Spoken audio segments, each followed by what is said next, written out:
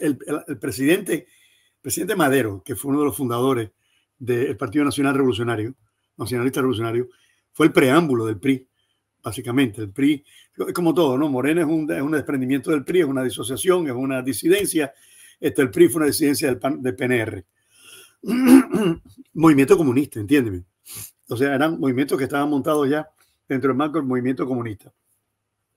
Pero la persona más clara que analizó todos esos puntos y cada uno de esos hombres, y así analizó a Stalin, así analizó a Ramón Mercader y su madre, que fueron los dos los que participaron en la muerte de Trotsky, así analizó a Trotsky, así analizó a Fidel Castro después, así analizó a todos los individuos que entraron por México, porque todo, de una o de otra forma, siempre terminaba en México.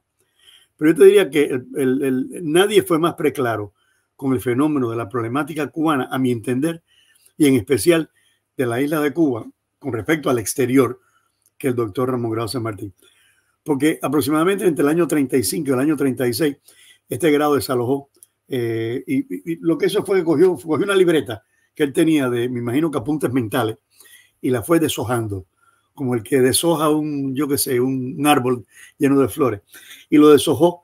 El libro, digo que deshojó el libro del futuro de Cuba de una manera tan brillante que nunca antes se había hecho de manera igual. Y lo hizo porque entendió que del gobierno del 33 al 34 él había recuperado, dentro de las condiciones, las inconveniencias, lo que había, el primer gobierno, él había recuperado lo que él entendía que era su tierra tan querida y tan amada. Él era pinareño, por supuesto. Y por supuesto, lo más importante era la economía, la eliminación de la dependencia y las mejoras sociales dentro de aquel marco. Te recuerdo que lo más importante de todos los libros que yo he escrito es el libro que se llama La Revolución Cubana ante América. Si nadie se lee ese libro y si las personas no leen ese libro, como yo lo he ido leyendo y deshojando como hizo Grau, la gente no se va a dar cuenta de por qué estamos acá y hablando tú y yo ahora. Es obvio que la democracia comenzó con una enmienda, que fue la enmienda Platt. No, que la quisiéramos nosotros, no. Bueno, tú sabes que eso no es lo más importante en este momento. Pero teníamos que de alguna u otra forma defendernos y proyectarnos para el futuro de la reconstrucción de la República. Y por supuesto, aún después de 1901, cuando estábamos llenos de ilusiones y libertades, aquel desalojo histórico de nuestros principios básicos, que fue la revolución de aquellos mambises que lucharon desde 1868 a 1898, es como si se quedara en una página perdida. Y cuando el doctor Grau habló de las tierras, lo hacía acerca de un elemento que era un elemento vivo, como él decía, este es un elemento palpable, el cual era capaz de darnos los frutos necesarios para poder nosotros vivir. Si tú lo enfocas ahora y lo pones y extrapolas ese fenómeno, y esta fue mi proyección, y esta fue mi progresión histórica ante la representación de aquel famoso libro, La Revolución Cubana ante América, el que yo escribí. Por supuesto, puse lo mismo que había dicho el doctor Grau y se lo respeté completo, sin violar ninguna de sus palabras y conferencias. Pero yo le escribí el preámbulo completo para poderle darle forma y manera a lo que era la morfología de una república mediatizada, torcida, vendida al comunismo, negociada por los grandes intereses y finalmente dejada sola, abandonada y vituperada.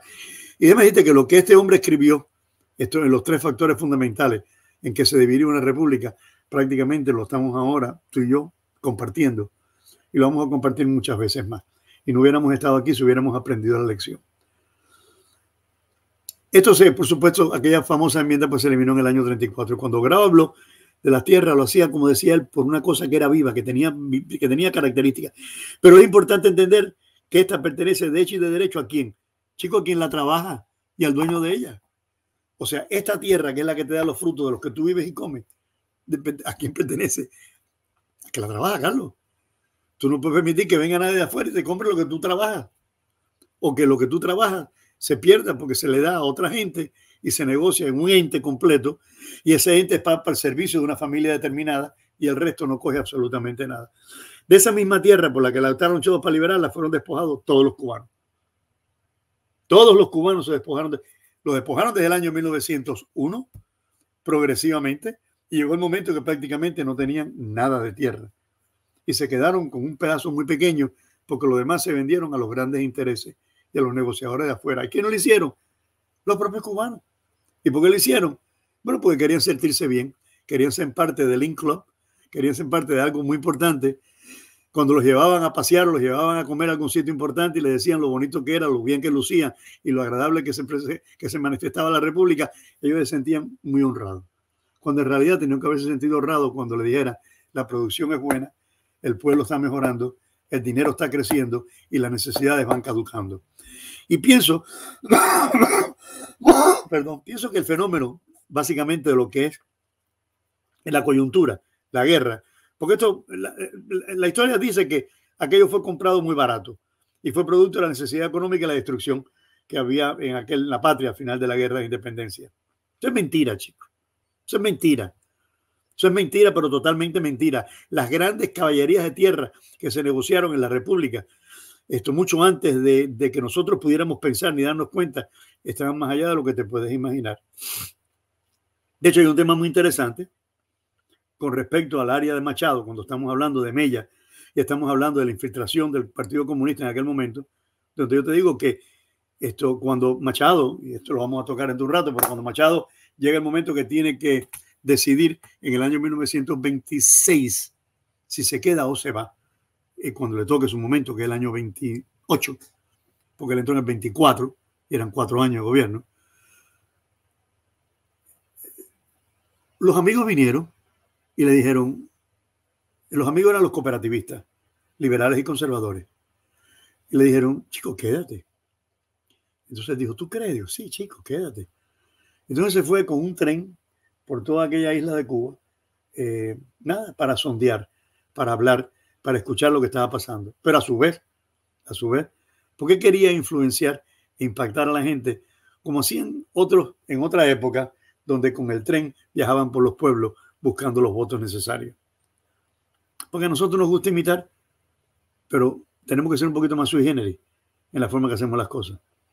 Pero cuando él regresa, él se encuentra que los amigos importantes, la máquina del cooperativismo, por ejemplo, Higinio, el que tiene los centrales aquí, ¿cómo se llama Fanjul, Higinio Fanjul, el viejo, o Armstrong, que era el americano, le dijeron que sí, que aceptara la reelección, que aceptara la prórroga de su poder. Pero él no solamente lo aceptó, sino que se puso nervioso. ¿Y para dónde miró? Al presidente Coolidge. Cogió y miró para arriba. Bueno, a ver, por favor, si no mira para arriba estamos muy mal. Si mira para abajo, está mirando a Satanás. Si mira para arriba, está mirando al Dios que lo va a salvar. Entonces fue a ver a Coolidge y viajó y se entrevistó con él, como hizo con Lázaro Cárdenas. Lo mismo. Viajó con él, se reunió con él y cuando llegó allí, le dieron una comida, un agasajo, y él fue a hablar de otras cosas, pero la base fundamental de su conversación era, ¿ustedes están de acuerdo que yo me quede más tiempo? Este es el mensaje. O sea, te estás pidiendo permiso a quien no tiene por qué dártelo, a ver si me voy a quedar más tiempo o no. Y se lo dieron. ¿Por qué? Porque les convenía. O sea que todo esto, Carlos, que estamos nosotros pensando ahora, yo me doy cuenta que es que hemos sido pobres de espíritu, con tanta capacidad que hemos tenido política y filosóficamente, hemos sido analfabrutos en el proceso político. Y número 3, nosotros mismos nos hemos desposeído de la dignidad de pueblo para poder luchar por aquellas cosas que son importantes. Y pienso que el fenómeno del azúcar, que es uno de los fenómenos más importantes en el momento, no pudo desarrollar el trabajo de los centrales azucareros entre la falta de dinero, la falta de economía, andar a aquellas tierras, los empréstitos, los empréstitos que tenían que haber hecho con la gente exterior, el dinero que en un momento determinado fue tan escaso que ellos no pudieron poderse resarcir del problema. Conjuntamente con ese control económico que tenían de nosotros y de forma mucho más amplia, Grau nos enseñó a través de sus estudios con respecto al abastecimiento, que es la base más importante de todo aquello, y el desarrollo de las tierras, que se podía hacer una verdadera lucha actual y una revolución social y económica.